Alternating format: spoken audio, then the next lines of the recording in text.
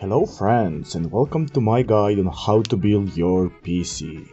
Is your PC painfully slow and you have a feeling that running a potato would be faster? Well, you're right, because my PC literally had a bag of potato inside. Oh, and some leftover vinaigrette. Nice. Okay, so the first thing you will need is power. And I mean lots and lots of power. All the powers you can put inside. You'll probably need some space to put all the research material on, if you know what I mean. I have this red one and my grandma says it's a good one, so I'll use that one. Third, you need a piece of plastic to put all the shit on. I think it's known as motherboard? I don't know. And it's time for the thinking stone. I like this new red electrified thinking stone.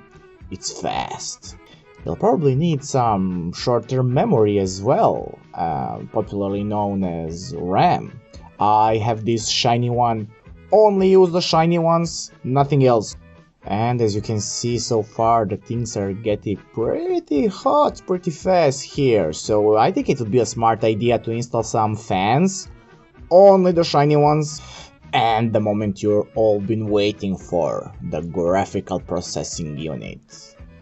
Well, sadly I only had money for this one.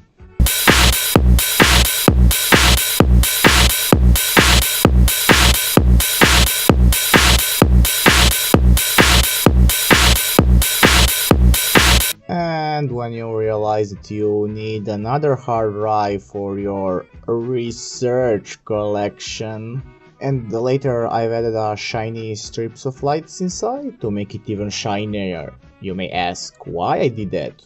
Well, because I could. And we all know that shinier PCs are faster than the non-shinier ones, right? So my friends, that would be all for today. Enjoy the shots of this beautiful beast, and I hope to see you soon. Bye!